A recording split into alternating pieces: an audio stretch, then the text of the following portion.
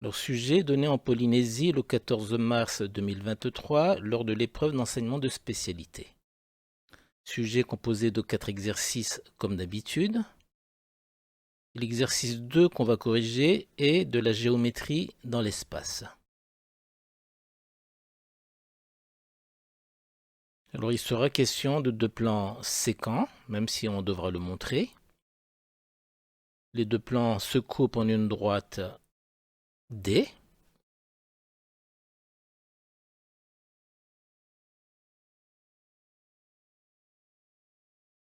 Les deux plans ne sont pas perpendiculaires comme on peut le penser.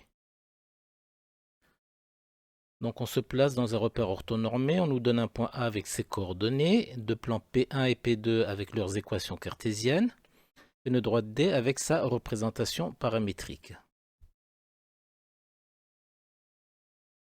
Donc voilà l'illustration, ça c'est le plan P1, ensuite le plan P2 en vert. Pour l'instant on ne sait pas que cette droite rouge est la droite D, et le point A de coordonnées 1, moins 1 et moins 1. Question 1, justifier que les plans P1 et P2 ne sont pas parallèles. Donc comment est-ce qu'on peut montrer que ces deux plans ne sont pas parallèles?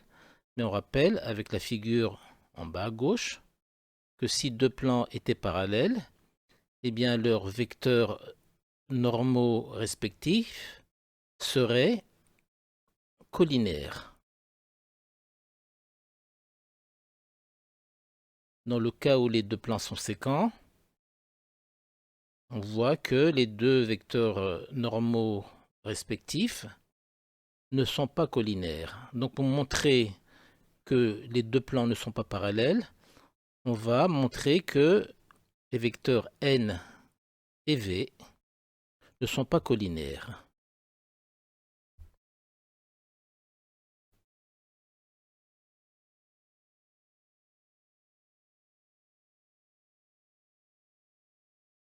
Donc on va montrer que les vecteurs n et v ne sont pas collinaires.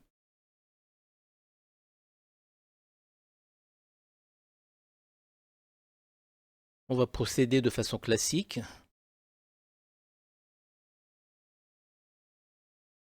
On va d'abord se procurer les coordonnées du vecteur n ainsi que les coordonnées du vecteur v. Les coordonnées du vecteur n avec l'équation de P1, ce qui donne 5, 2 et 4. Et les coordonnées de v avec l'équation cartésienne de P2, ce qui donne 10, 14 et 3.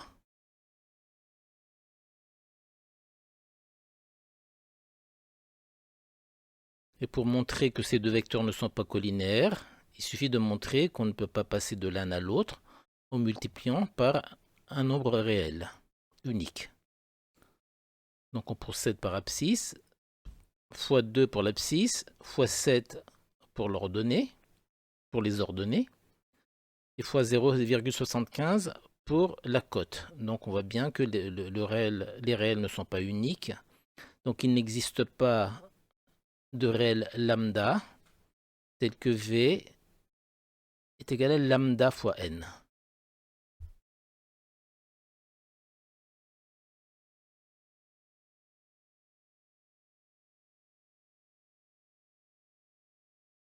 Donc ce qui montre que les plans P1 et P2 ne sont pas parallèles.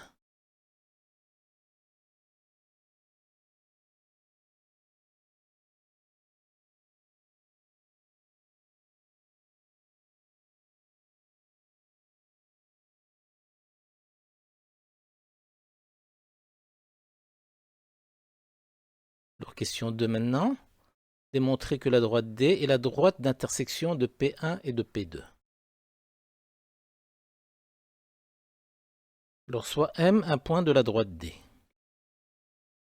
Les coordonnées de M d'après la représentation paramétrique de D sont 1 plus 2t, moins t, et 3 moins 2t pour t un nombre réel quelconque. Donc il va falloir qu'on montre que ce point M appartient et à P1 et à P2. Pour l'appartenance à P1, on a besoin de savoir, de se rappeler l'équation cartésienne de P1, que voici. Et pour P2, ça sera la même chose. Alors pour montrer que M appartient à P1, il suffit de montrer que les coordonnées de M vérifient l'équation cartésienne de P1. Donc on remplace x, y, z par les coordonnées de M. Est-ce que tout ça est égal à 17? On développe, ça fait 5 plus 10, 10t moins 2t plus 12 moins 8t. Les termes constants, 5 plus 12 donne 17. Et les termes en t, 10t moins 2t c'est égal à 8t moins 8t égale à 0. Donc l'égalité est vérifiée. Donc M appartient à P1. Maintenant, est-ce que M appartient à P2? Donc est-ce que 10 fois 1 plus 2t plus 14 fois moins t plus 3 fois 3 moins 2t, est-ce que c'est égal à 19? Donc on développe à nouveau. Donc ça fait 10 plus 20t moins 14t plus 9 moins 6t. On peut vérifier aisément que c'est égal à 19. Donc l'équation est encore vérifiée. Donc le point M appartient à P1 et P2 en même temps. Donc M se trouve à l'intersection de P1 et de P2.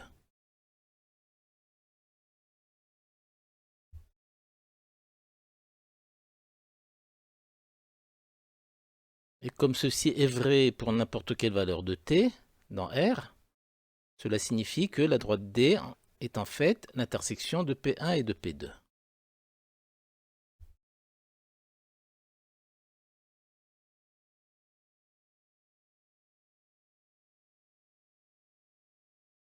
Donc on surligne la droite D. Donc la droite D est maintenant bien la droite rouge.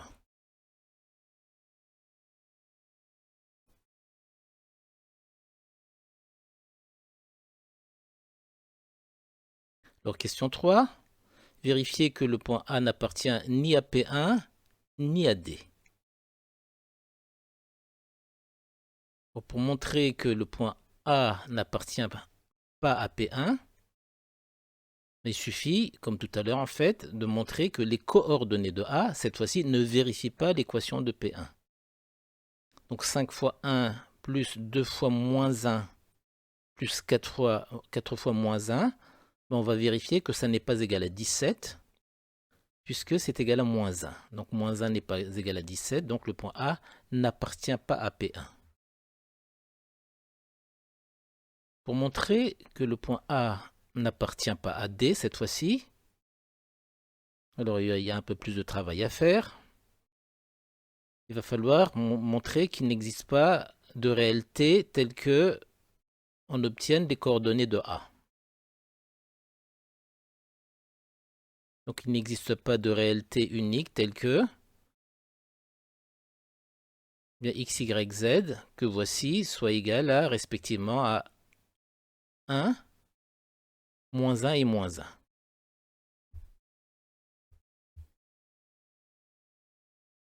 Alors on procède par égalité. La première égalité implique que t est égal à 0. La seconde égalité implique que t est égal à 1. Et la troisième égalité implique que t égale à 2. Donc on voit bien qu'il y a trois valeurs de t, donc c'est donc que le point A n'appartient pas à D. Question 4. On considère M un point de D. On considère la fonction f de t égale à am au carré. Et on veut vérifier que f de t est égal à 9t au carré moins 18t plus 17.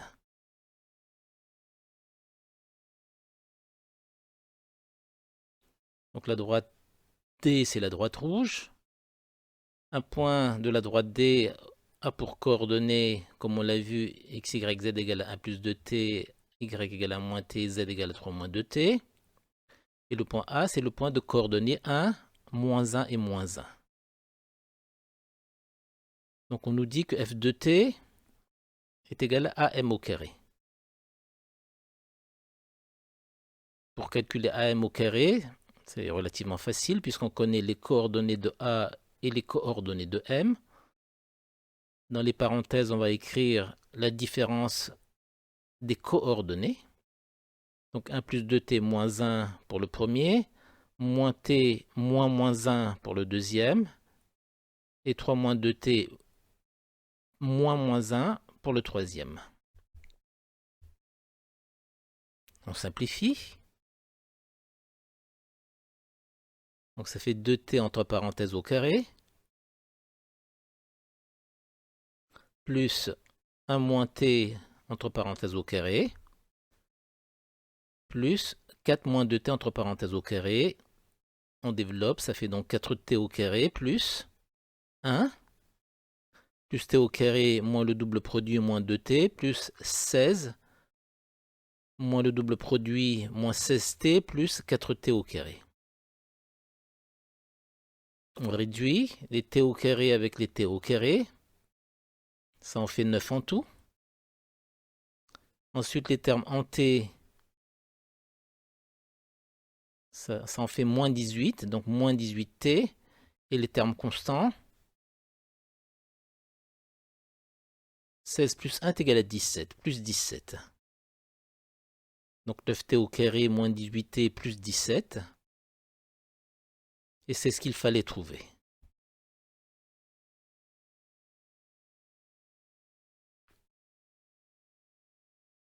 Alors question B, démontrer que la distance à M est minimale pour le point M de coordonnées 3, moins 1 et 1. Alors pour que AM soit minimal, il faut que FT soit minimal et F de T est minimal lorsque F' de T sera égal à 0. F' de T en dérive, c'est égal à 18T moins 18, ça sera égal à 0 lorsque T sera égal à 1. Donc on remplace T par 1, ce qui donne le point suivant. Donc AM sera minimal pour le point qu'on va appeler grand H de coordonnées. 1 plus 2 fois 1, ensuite moins 1 plus, et pour la cote, pardon, 3 moins 2 fois 1, qui donne 3 moins 1 et 1. Et c'est ce qu'il fallait trouver. Et par anticipation, on l'a appelé H.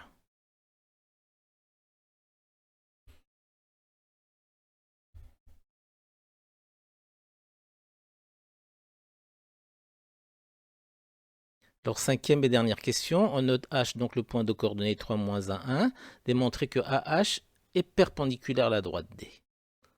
Donc le point H, il est là. Alors pour montrer que AH est perpendiculaire à D, ben, il suffit de montrer que ces deux vecteurs, le vecteur HM pardon, et le vecteur HA, sont orthogonaux. Donc pour cela, on va procéder de façon classique. On va passer par les coordonnées tout simplement. Alors le vecteur HA a comme coordonnées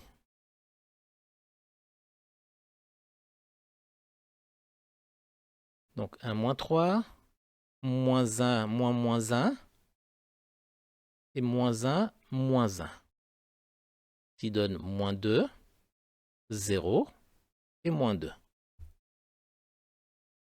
Pour le vecteur HM, donc différence des coordonnées comme d'habitude. 1 plus 2t moins t et 3 moins 2t, moins les coordonnées de h. Donc ça fait moins 3, moins 1, ça fait plus 1, et moins 1. On simplifie. Il donne moins 2 plus 2t pour l'abscisse, 1 moins t pour l'ordonnée, et pour la cote, ça fait 2 moins 2t. Alors pour montrer que ces deux vecteurs sont orthogonaux, on effectue leur produit scalaire.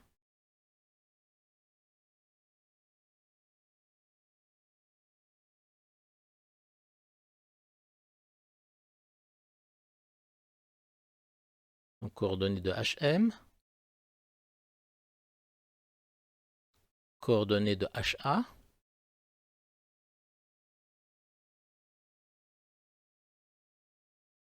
donc x prime, ça fait moins 2 fois moins 2 plus 2t plus 0 fois 1 moins t, plus moins 2 fois 2 moins 2t. Bon, le deuxième produit est nul parce qu'il y a 0. Et la somme des deux autres produits est égale à 0 puisque moins 2 plus 2t et 2 moins 2t sont opposés.